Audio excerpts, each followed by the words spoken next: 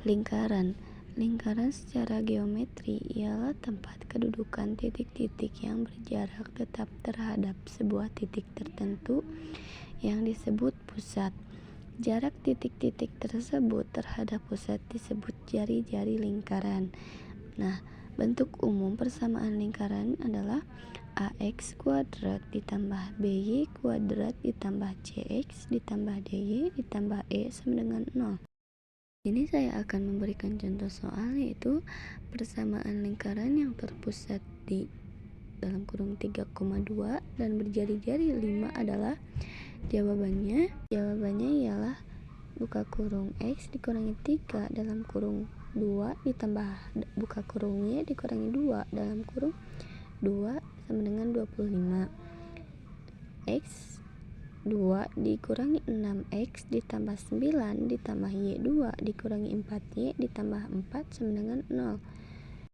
X2 ditambah y2 dikurangi 6x dikurangi 4y dikurangi 12 sama dengan 0. Elips. Elips ialah tempat kedudukan titik-titik yang jumlah jaraknya terhadap dua fokus selalu konstan. Sebuah elips mempunyai dua sumbu simetri yang saling tegak lurus. Yang panjang disebut sumbu mayor, sedangkan yang pendek disebut sumbu minor. Nah, bentuk umum dari persamaan elips ialah AX kuadrat ditambah BY kuadrat ditambah CX ditambah DY ditambah E sama dengan 0. A standar dengan tidak sama besar dengan B. Dan di sini saya akan memberikan contoh soal, yaitu jika panjang sumbu semi mayor adalah 7 cm dan sumbu semi minornya adalah 5 cm, maka berapakah luas wilayah elips? Nah, jawabannya adalah diketahui A sama dengan 7 cm dan B sama dengan 5 cm, dan menghitung nilai konstanta 22/7. Luas elips nilai konstanta dikali A dikali B sama dengan 22/7 dikali 7 dikali 5 sama dengan 35 dikali 22/7 sama dengan 110 cm persegi. Jadi luas wilayah elipsnya adalah 110 cm persegi. Untuk selanjutnya, di sini ada definisi hiperbola adalah tempat kedudukan titik-titik yang perbedaan jaraknya terhadap dua titik selalu konstan. Sebuah hiperbola mempunyai dua sumbu simetri yang saling tegak lurus dan sepasang asimtot. Perpotongan antara sumbu-sumbu simetri atau antara asimtot-asimtot ini mempunyai pusat hiperbola. Sumbu simetri yang memotong hiperbola disebut sumbu lintang. Sumbu lintang dapat berupa garis yang sejajar dengan sumbu X atau sejajar dengan sumbu Y, tergantung pada bentuk hiperbolanya. Untuk bentuk umum persamaan hiperbola dapat dilihat yaitu AX kuadrat ditambah BY ditambah CX ditambah DY ditambah E sama dengan 0. Harus kita lihat bahwa tanda A harus berlawanan tanda B, maka kita bisa mengetahui bahwa itu adalah persamaan untuk hiperbola. Nah, rumus bakunya yang diperoleh dari rumus umumnya yaitu adalah X dikurangi 1 kuadrat dikurangi M kuadrat dikurangi Y dikurangi J kuadrat dikurangi N kuadrat sama dengan 1. Itu adalah sumbu yang sejajar dengan X. Dan di sini ada Y dikurangi J kuadrat dikurangi N kuadrat dikurangi X dikurangi 1 kuadrat dikurangi M kuadrat sama dengan 1. Itu adalah sumbu yang bersejajar dengan Y. Nah, contoh soal, tentukan pusat dan asimtot-asimtot dari hiperbola tersebut. Tentukan juga perpotongannya pada masing-masing sumbu koordinat.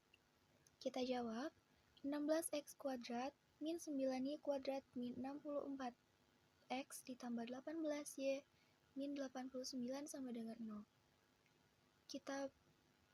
Kita satukan dulu, maksudnya kita gabungkan dulu antara X dan juga Y-nya menjadi 16x kuadrat dikurangi 64x min 9y kuadrat ditambah 18y dikurangi 89 sama dengan 0. Lalu kita jabarkan menjadi 16 kali x kuadrat dikurangi 4x. Kenapa 4x? Karena 16 bagi 64 yaitu hasilnya 4x. Min 9 kali y kuadrat dikurangi 2y sama dengan 89. Ingat, jika min 89 berada di ruas kiri lalu kita pindahkan ke ruas kanan, maka hasilnya akan menjadi plus 89.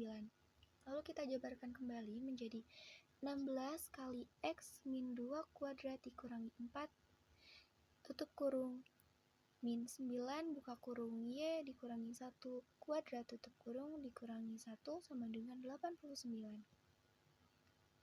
Kita jabarkan lagi menjadi 16 kali X min 2 kuadrat dikurangi 64 dikurangi 9 kali Y dikurangi 1 kuadrat ditambah 9 sama dengan 89. 16 dikali X min 2 kuadrat sama dengan 9 kali Y dikurangi 1 kuadrat sama dengan 89 ditambah 64 dikurangi 9. 64 dan juga plus 9 kita pindah ruaskan ke kanan yang hasilnya akan berbalik menjadi plus 64 dan min 9.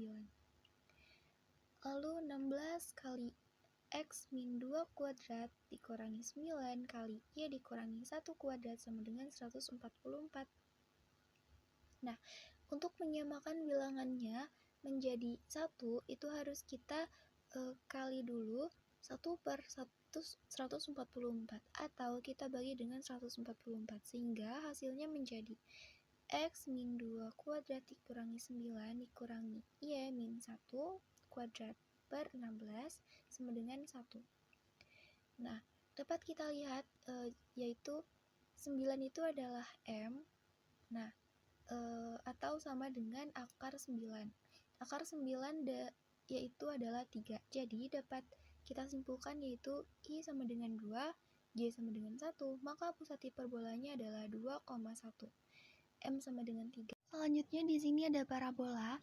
Adalah tempat kedudukan titik-titik yang berjarak sama terhadap suatu titik fokus dan sebuah garis lurus yang disebut direktris. Setiap parabola mempunyai sebuah sumbu simetris dan sebuah titik ekstrim. Bentuk umum parabola yaitu Y sama dengan AX kuadrat ditambah BC ditambah C. Jika sumbu simetri sejajar dengan sumbu vertikal. X sama dengan AY kuadrat ditambah BY tambah C. Jika simetri sejajar dengan sumbu horizontal. Untuk contoh soalnya, dapat kita lihat di sini tentukan titik ekstrim parabola Y sama dengan min X kuadrat ditambah 6X dikurangi 2 dan perpotongannya dengan sumbu-sumbu koordinat. Kita jawab, Y sama dengan min X kuadrat ditambah 6X min 2. Di sini terlihat bahwa A sama dengan min 1 kurang dari 0. Artinya, parabola terbuka ke bawah. Titik ekstrimnya terletak di atas berupa titik puncak. Koordinat titik puncak yaitu sama dengan min B per 2A, B kuadrat dikurangi 4AC per min 4A sama dengan min 6 per 2 min 1, 6 kuadrat dikurangi 4 kali min 1 kali min 2 per min 4 dikali min 1 sama dengan 6 per 2, 36 dikurangi 8 per 4 sama dengan 6,2, 28 per 4. Maka hasilnya yaitu 3,7. Sekarang kita masuk ke fungsi kubik. Fungsi kubik atau berderajat 3 ialah fungsi yang pangkat tertinggi dan variabelnya adalah pangkat 3, teman-teman. Bisa kita lihat bentuk umum persamaan fungsi kubik yaitu AX pangkat 3 ditambah BX kuadrat ditambah CX ditambah D sama dengan 0. Nah, di sini adalah gambar fungsi kubik yang hanya mempunyai titik belok tanpa titik ekstrim. Seperti ini ya.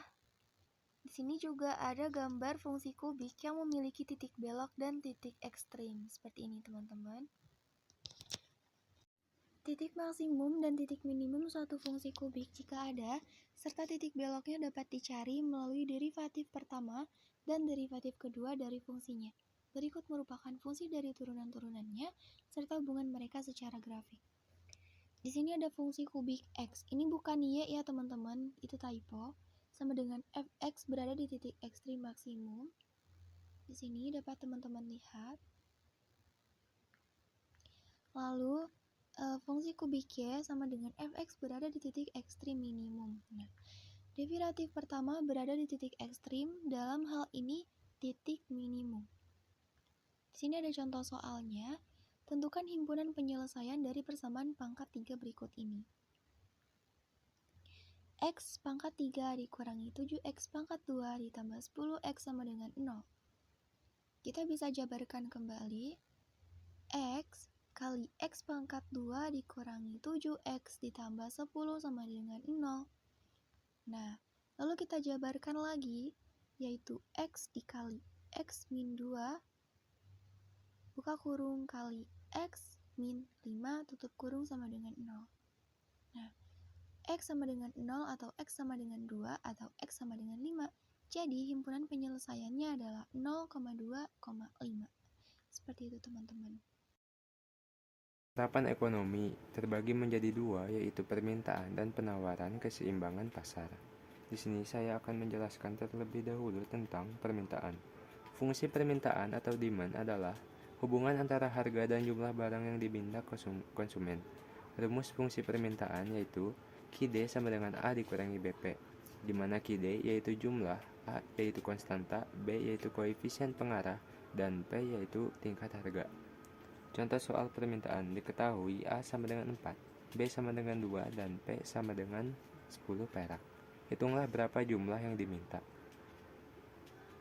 Fungsi permintaannya yaitu QD sama dengan A dikurangi BP. Di sini kita tinggal mencantumkan yang sudah diketahui dari soal, di mana QD sama dengan A yaitu 4 dikurangi 2 P sama dengan 4 dikurangi 2 kali 10 sama dengan 16. Jadi dengan harga 10 perak, jumlah barang yang diminta adalah 16. Berikut adalah kurva permintaan dalam grafik dengan fungsi permintaan. QD sama dengan 4 dikurangi 2P. Jika P sama dengan 0, maka Q sama dengan 4. Jika Q sama dengan 0, maka P sama dengan 2. Keseimbangan pasar. Fungsi penawaran atau supply adalah hubungan antara banyaknya barang atau jasa yang ditawarkan dan harganya. Rumus fungsi penawaran yaitu QS sama dengan A ditambah BPS, di mana QS yaitu jumlah barang yang ditawarkan dan PS yaitu harga barang yang ditawarkan. Contoh soal fungsi penawaran diketahui penawaran suatu barang ditunjukkan oleh persamaan QS sama dengan min 6 ditambah 3P. Hitung jumlah barang yang ditawarkan bila harga barang yang ditawarkan adalah 3 perak. Nah, jadi di sini kita tinggal masukkan jika P sama dengan 0 maka Q sama dengan min 6, dan jika Q sama dengan 0 maka P sama dengan 2. Nah, jawabannya yaitu QS sama dengan min 6 tambah 3P dengan P sama dengan 3. Jadi min 6 ditambah 3 kali 3 kali 3 yaitu 9, min 6 ditambah 9 yaitu sama dengan 3. Jadi dengan harga penawaran 3 perak, jumlah yang ditawarkan adalah 3. Bisa dilihat untuk gambarnya yaitu contoh kurva grafik fungsi permintaan. Fungsi biaya. Fungsi biaya adalah rumus matematika yang digunakan untuk menghitung total biaya produksi berdasarkan jumlah barang yang diproduksi. Rumus fungsi biaya adalah Cx sama dengan F tambah Vx, di mana Cx adalah total biaya produksi, F adalah total biaya tetap, V adalah biaya variabel, dan X adalah biaya unit. Contoh fungsi biaya adalah Cx sama dengan 575 ditambah 100X, yang digunakan untuk menghitung total biaya produksi 50 buah peralatan selama 1 bulan. Dalam contoh ini, X sama dengan 50, karena itu adalah jumlah unit yang diproduksi. Penerimaan. Fungsi penerimaan merupakan hasil kali antara harga jual per unit dengan jumlah barang yang diproduksi dan laku dijual. Rumus fungsi penerimaan adalah penerimaan total yang dilambangkan dengan TR sama dengan harga jual dikali jumlah produksi. Penerimaan rata-rata dilambangkan AR, di mana AR sama dengan R per Q, di mana R adalah penerimaan total dan Q adalah jumlah barang yang terjual. Penerimaan marginal dilambangkan MR. MR sama dengan DR per DQ sama dengan R. Untuk contoh soalnya yaitu tentukan persamaan penerimaan total dan penerimaan rata-rata jika diketahui besar penerimaan marginalnya MR sama dengan 20 dikurangi 5Q. Penerimaan total TR sama dengan integral MR dikali DQ sama dengan integral 20 dikurangi 5Q dikali DQ sama dengan 20Q dikurangi 5 per 2Q kuadrat ditambah C. Konstanta C sama dengan 0, artinya pada saat tidak ada barang yang terjual, besar penerimaannya sama dengan 0. Kerugian dan pulang pokok. Analisis titik pulang pokok atau titik impas disebut BP adalah teknik untuk menentukan tingkat penjualan dan komposisi penjualan yang diperlukan untuk mencapai laba.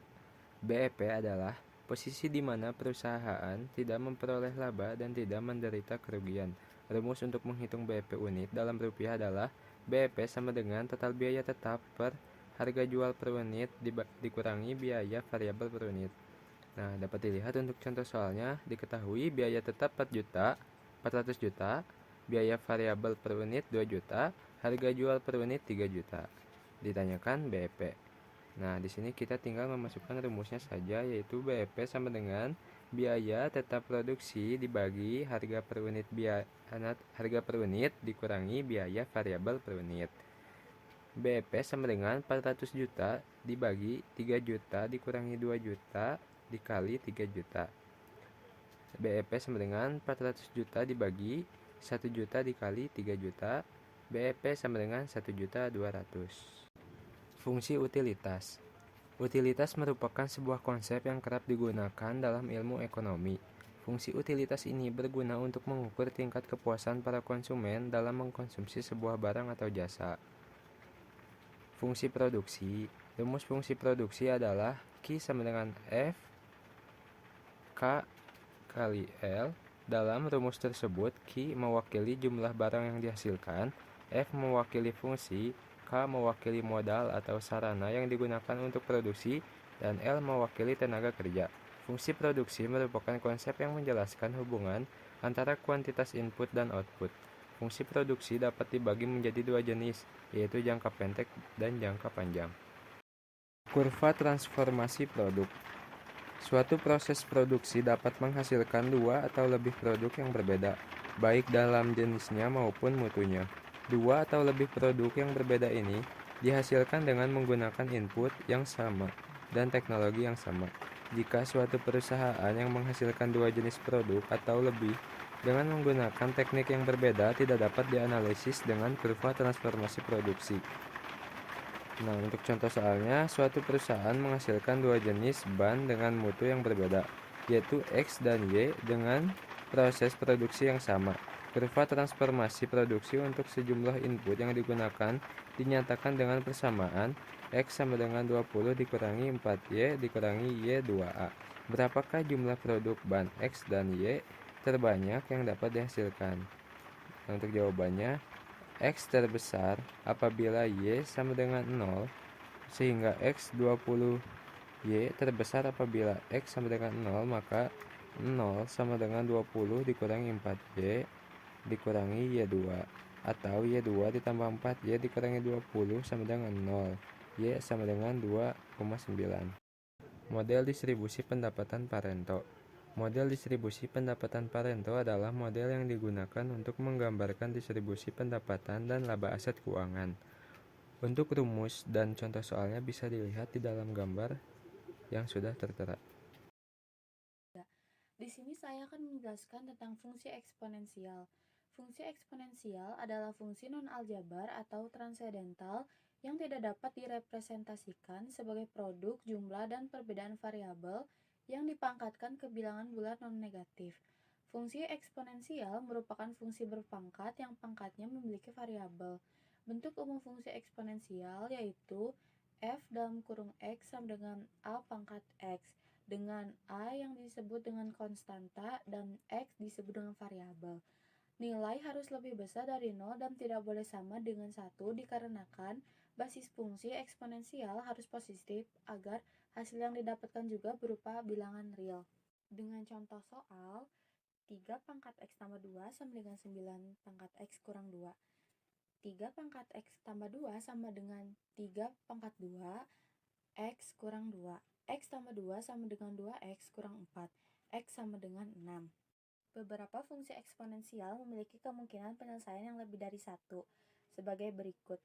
Jika f dalam kurung x, g dalam kurung x adalah 1, maka kemungkinan penyelesaiannya ada 3, yaitu f dalam kurung x sama dengan g dalam kurung x, f dalam kurung x sama dengan negatif g dalam kurung x, h dalam kurung x harus genap, h dalam kurung x sama dengan 0, f dalam kurung x dan g dalam kurung x tidak boleh sama dengan 0.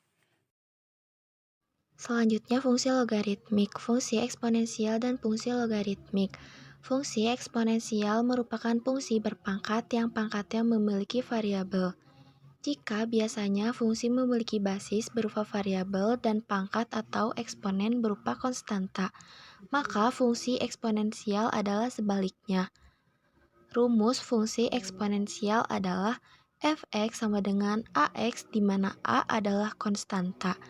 Contoh soal, diberikan f(x) sama dengan 2 pangkat 2x kurangi 1.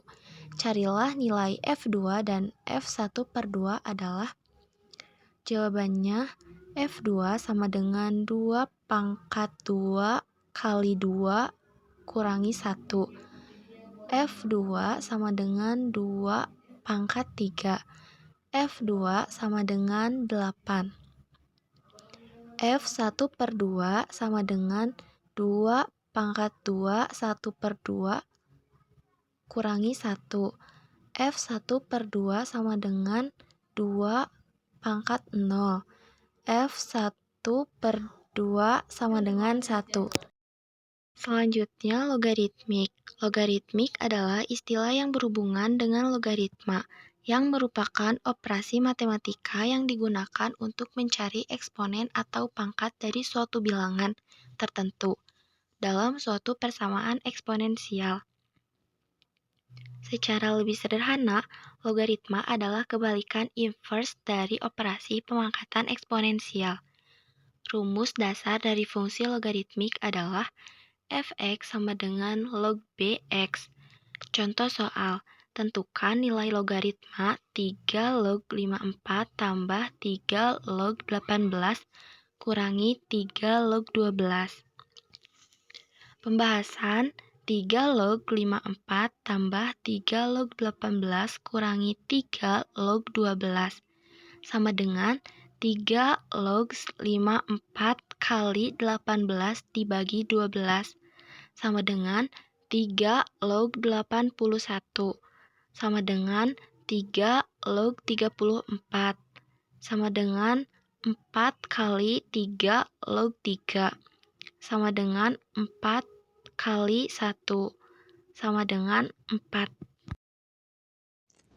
Penerapan ekonomi model bunga majemuk. Bunga majemuk adalah bunga yang dihitung berdasarkan pokok awal yang juga mencangkup semua bunga akumulasi dari deposito atau pinjaman periode sebelumnya. Nah, contoh soal bunga majemuk. 1. Ibu menabung sebesar 100.000 dengan bunga majemuk 4,5% tiap triwulan. Tentukan saldo tabungan ibu setelah 3,5 tahun. Jawabannya diketahui modal awal 100.000 sama dengan 1,4% sama dengan 0,045. 1 tahun sama dengan 4 triwulan. 3,5 tahun sama dengan 3,5 tahun. 4 triwulan sama dengan 14 triwulan. Maka N sama dengan 14. Saldo tabungan ibu setelah 3,5 tahun atau setelah 14 triwulan adalah saldo bunga majemuk. Model pertumbuhan. Model pertumbuhan adalah representasi visual yang menggambarkan cara suatu bisnis mengembang dan pertahanan basis pelanggannya. Model ini akan menggambarkan arus masuk pelanggan baru, metode yang digunakan untuk menciptakan arus masuk pelanggan baru, pertumbuhan yang diharapkan dihasilkan dengan metode tersebut. Kurva Gompret atau fungsi Gomprets adalah jumlah model matematika untuk deretan waktu yang dinamai menurut Benjamin Gombrich pada tahun 1779 sampai 1865. Ini adalah fungsi sigmoid yang menggambarkan pertumbuhan yang paling lambat pada awal dan akhir periode waktu tertentu. Nah, di sini ada kurva belajar. Kurva belajar adalah salah satu cara berfungsi untuk mengetahui tingkat presentasi kuantitatif dari kemajuan belajar. Misalnya, saat belajar mengetik, jumlah kesalahan dan jumlah ketikan kata per menit dapat diketahui secara pasti dengan tujuan meningkatkan proses kecepatan mengetik. Dan inilah contoh kurvanya. Model efficiency rate. Apa itu model efficiency rate? Model ini digunakan untuk menjelaskan hubungan antara jumlah produksi dengan waktu produksi rata-rata. Kurva pembelajaran ini, model ini sering divisualisasikan sebagai kurva pembelajaran yang menurun. Efisiensi semakin banyak pengalaman dalam produksi, semakin efisiensi pekerjaan dalam melakukan tugasnya. Hukum Wright, jumlah produksi berlipat ganda, waktu produksi per unit akan berkurang dengan presentase yang tepat. Penerapan model efisiensi Wright, model ini banyak digunakan dalam berbagai bidang seperti manufaktur, konstruksi, dan pengembangan perangkat lunak. Terus juga ada keunggulan model efficiency rate, mudah dipahami dan fleksibilitas. Oke?